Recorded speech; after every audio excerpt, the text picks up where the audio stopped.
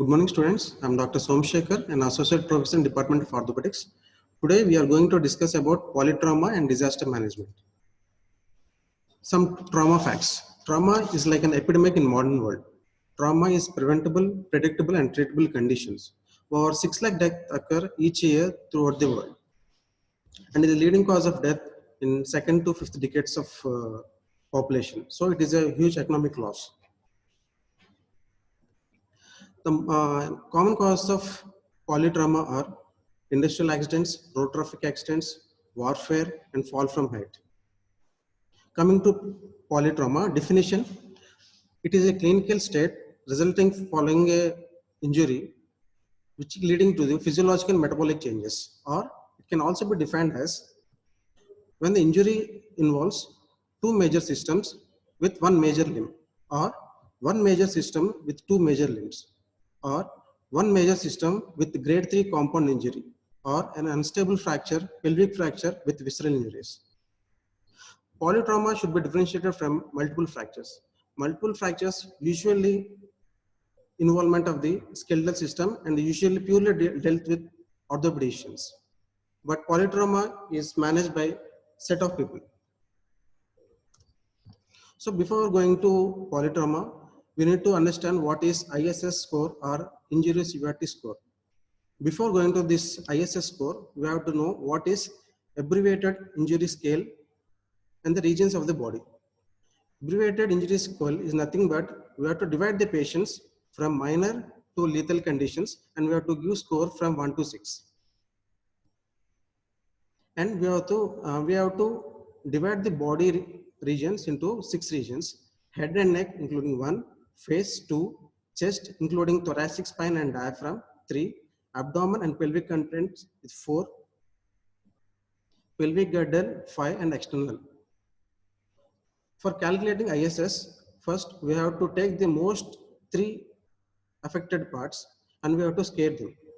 And after adding all the 3 regions, we'll get an ISS score which ranges from 1 to 75.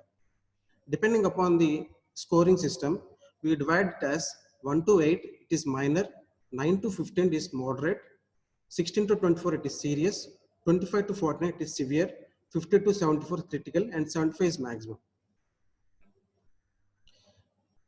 Deaths in polytrauma. There are 3 types of deaths: immediate death, early deaths, and late deaths. Immediate deaths occur at the time of injury. Early deaths usually a few hours from the trauma, and late deaths occurs in few weeks. Most common causes of early deaths or immediate deaths is severe head injuries, brainstem injuries, injury to the nasal vessel, or massive blood loss due to visceral injuries. Early deaths are due to intracranial bleeds, for example, extradural, subdural hemorrhages, chest injury like tension pneumothorax, hemopneumothorax, cardiac tamponades, abdominal bleeding like splenic injury, or pelvic bleedings. Late deaths, it is usually occurs after several days, and most common causes are sepsis, which leading to organ failures. Triage. Coming to triage, what is a triage? In French, it is called as to sort out. It is usually used in mass casualty accidents. It is just to divide the patients into less injury category and more serious category injuries.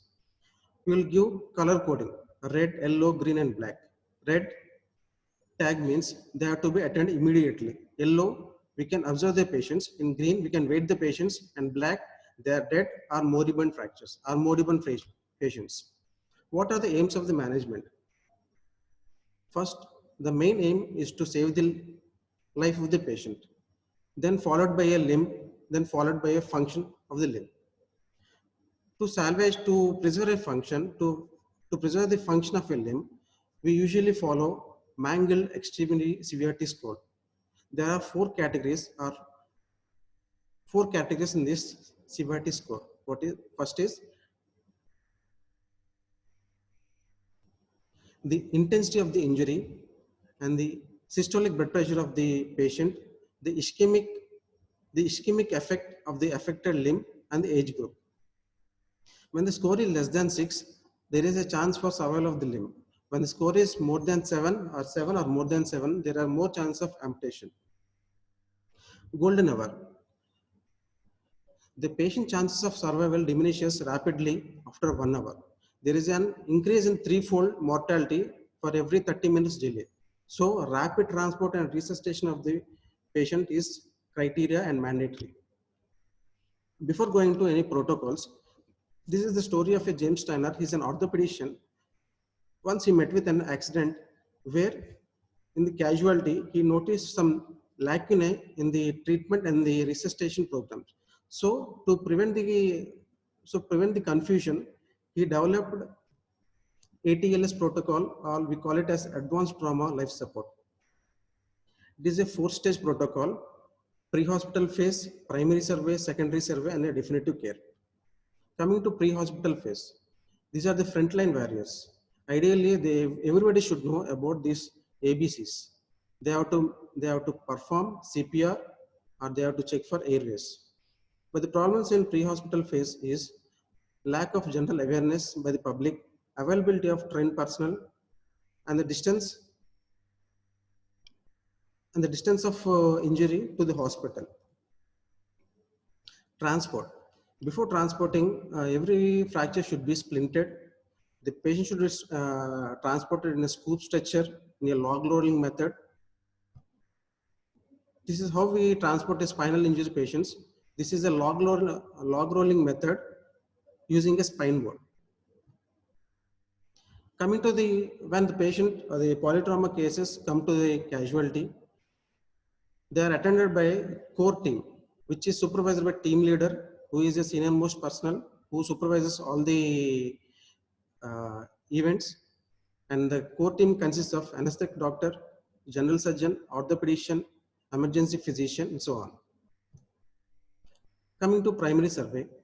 Primary survey includes airway maintenance, breathing and oxygenation, circulation, disability, and exposures. First, we have to look for any airway obstructions. The sequence of events which we maintain our airway is, first we have to lift the chin, followed by jaw thrust.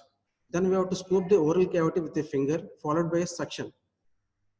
Then endotracheal tube is inserted. If there is more facial injuries or there is edema around the lips, then we have to go for cricothyroidotomy or tracheostomy.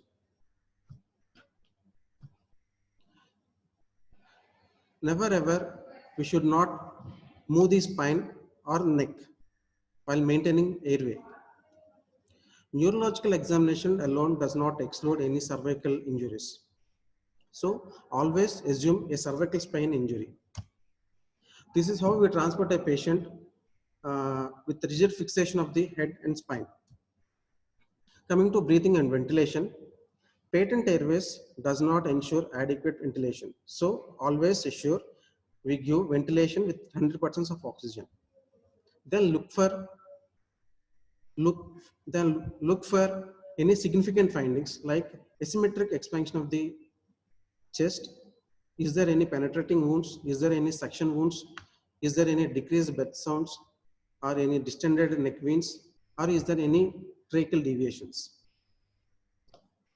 Always look for any rib contractions, foreign material in the airways. Listen to the speech or portions of the patient's voice. Feel for any cryptus, usually due to subcutaneous emphysema or tracheal deviations. Life-threatening conditions of the thoracic region include open thoracic injuries, cardiac tamponades, tension pneumothorax, and hemothorax. What is a flail chest? It is fracture of rib at more than one point of occurring in 2 or 3 ribs on one side. Coming to cardiac tamponades, it is collection of fluid around in the pericardium. So there is a classical triad, we call it as Beck's triad. It consists of engorged neck veins, hypotension, and muffled heart sounds. For tension pneumothorax, we usually do needle aspiration. We insert the needle in the midclavicular region at the level of tension pneumothorax. Hemothorax can be drained by intercostal tube drainage. When there is a massive hemothorax, that is more than 1.5 liters are present in the chest cavity. This is how we drain a intercostal. Coming to circulation, clinical evaluation is essential for hemorrhage control. In polytrauma patients, shock is considered as hypovolemic unless other proven. So radiological X-rays, serial radiological X-rays are compulsory to evaluate hemorrhage. Always assess for the rate, rhythm and quality of the pulse. Always compare and radial and the carotid pulses. A rapid low amplitude with narrow pulse pressure is an indicator for shock. Assess the circulation by seeing the color of the skin, temperature of the skin and moisture. We can also record blood pressure, respiratory rate, capillary refill time. The level of the brain can be considered by level of circulation. And the urine output is an indicator for renal function. What are the major causes of bleeding? External bleeding, thoracic bleeding, pelvic or intra-abdominal bleeding, or long bone fractures. Coming to external bleeding, we can stop the external bleeding by direct local pressure. For thoracic bleeding, we can insert an intercostal tube. For pelvic blinder, for pelvic bleeding, there is a pelvic blinder, external fixator can be used. Intra-abdominal bleeding can be confirmed by ultrasound, CT scan, or color Doppler. For ultrasound, there is a focused assessment with sonography for trauma patients. We usually call it as fast scan, in which we specifically look 4 quadrants of the abdomen, that is around the liver, around the spleen, pelvic contents, and around the pericardium. CT scan is used to diagnose mild amount of bleeding, intra-abdominal bleeding. Color Doppler is to rule out any vessel injuries intra-abdominally. When there is a vessel injury, then emergency laparotomy is done. For children less than 6 years of age, when there is severe dehydration leading to collapse of veins, intraosseous infusion can be done. Most common site is upper part of the tibia. Venesection can be also done at great saphenous vein region and medial basilic vein region in the elbow. Maintenance of circulation is maintained by inserting 2 large 16 gauge needles, preferably depending upon the stage of hemorrhage, whether type 1, type 2, type 3, type 4, we can use crystalloids or colloidal solutions.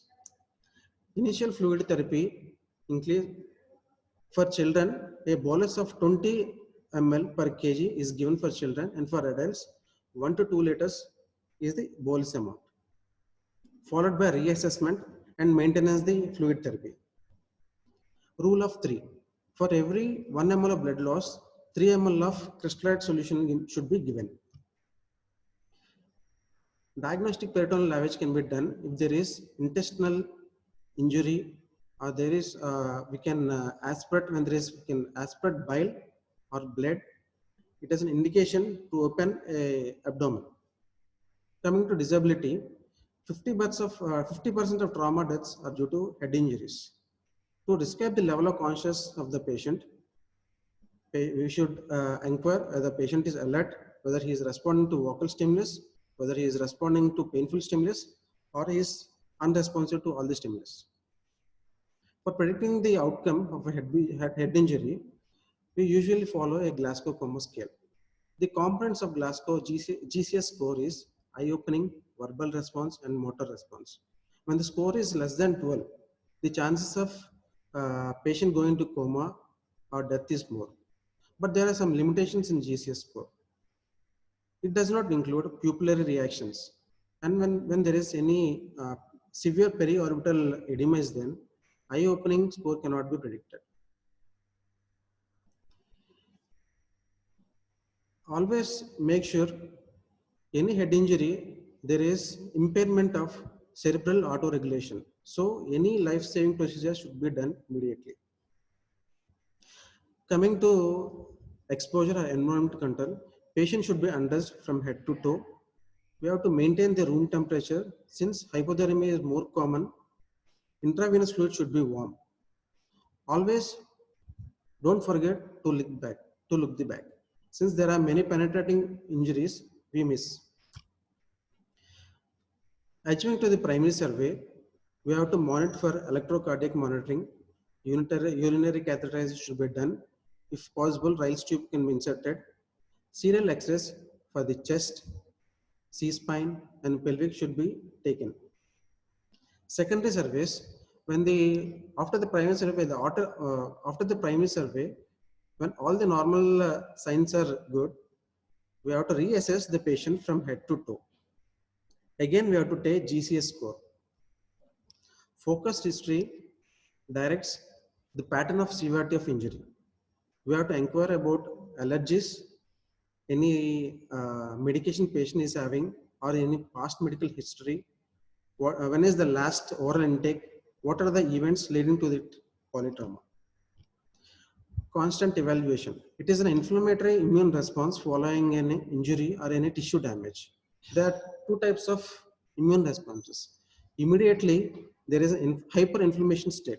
Usually, it is carried out by neutrophils, polymorphonucleocytes, monocytes, macrophages. It is considered as hyperinflammatory period, or we also call it as systemic inflammatory response syndrome. This phase is usually followed by adaptive immunoresponse, or we call it as hyperinflammation. We can also call it as compensatory anti-inflammatory response syndrome.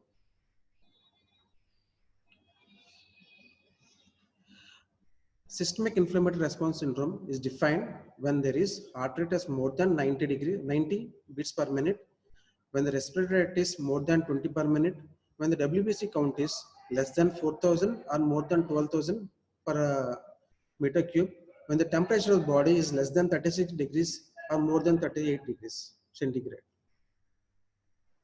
There is always an interplay between SIRS or CRS. When they go parallel, the hemostasis achieves after 2 weeks.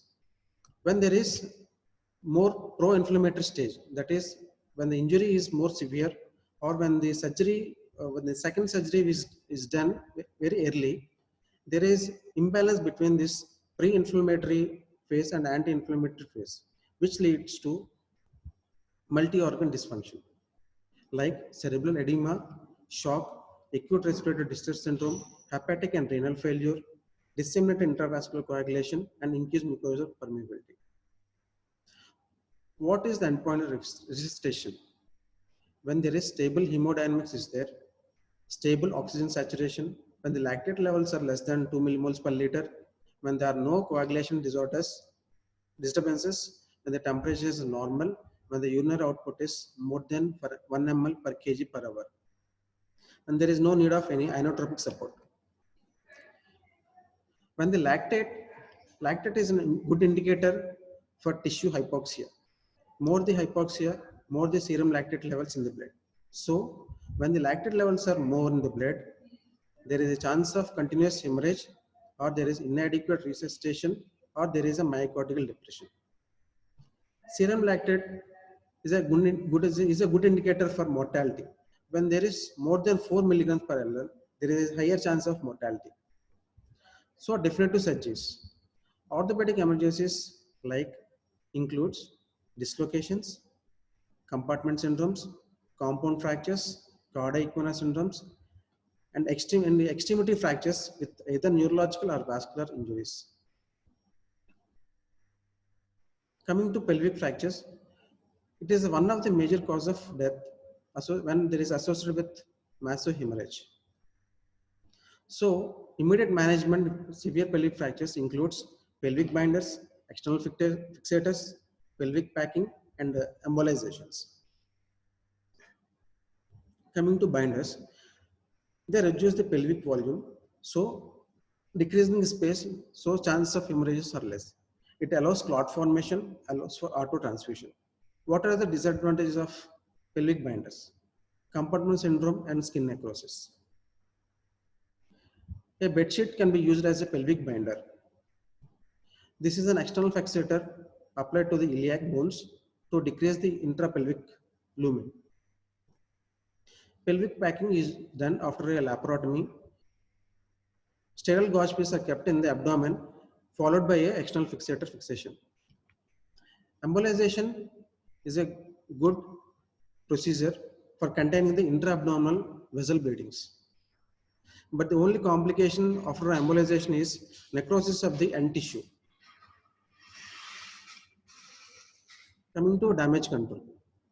Damage control was initially used by United States Navy. It is the capacity of the ship to absorb damage and maintain mission integrity. Damage control can be also be applied in our polytrauma cases.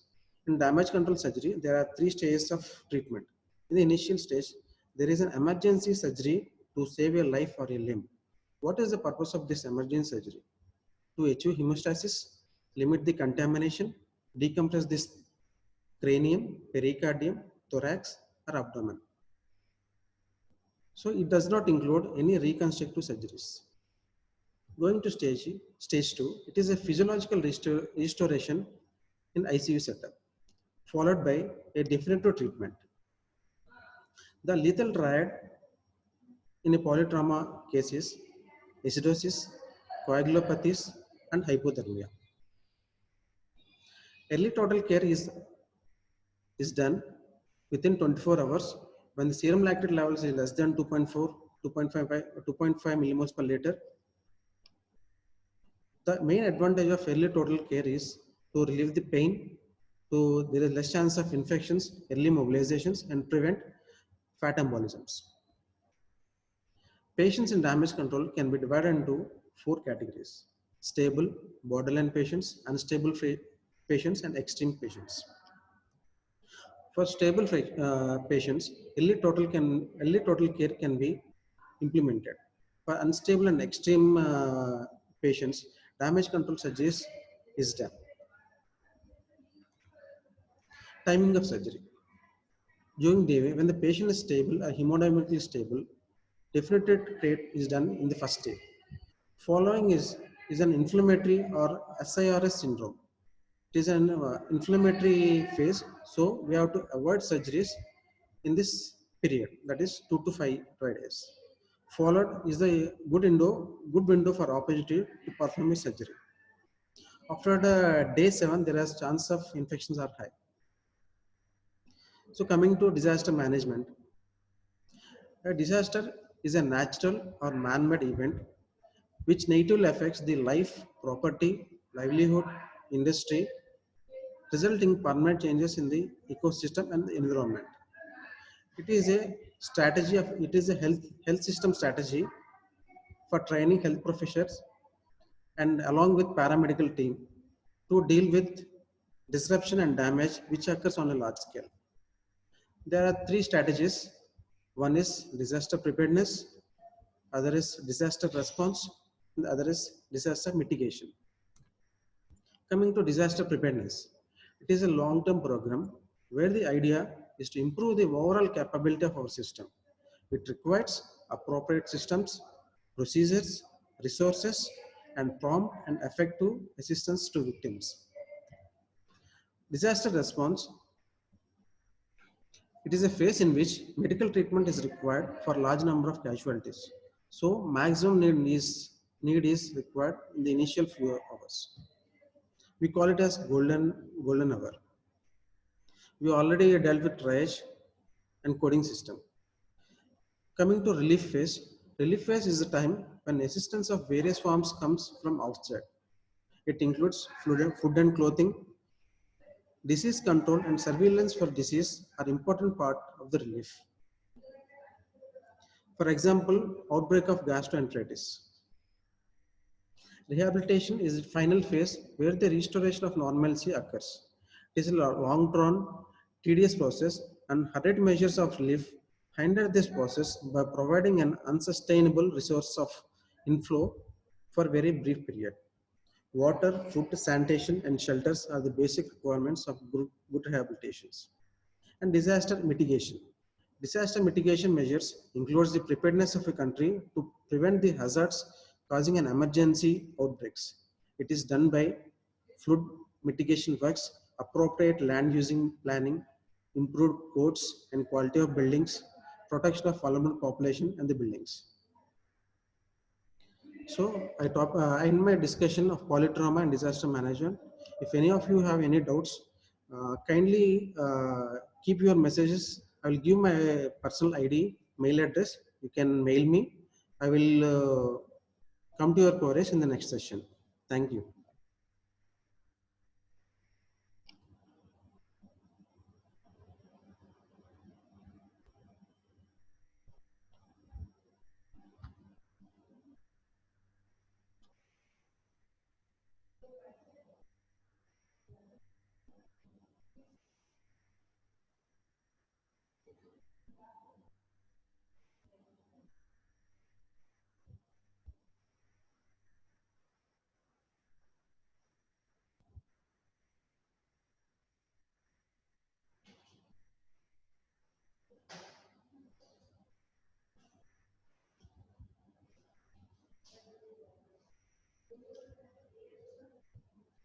ఇది chat box open చేయండి sir.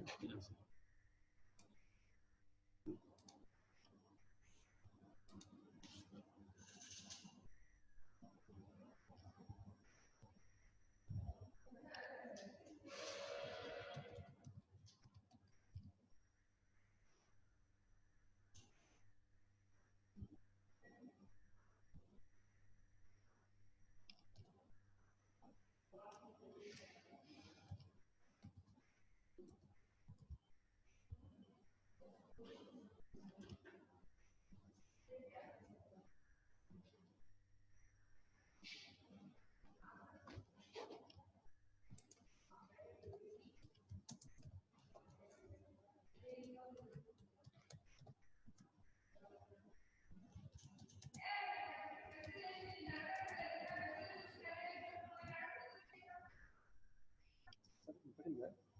వినపడింది బాగా.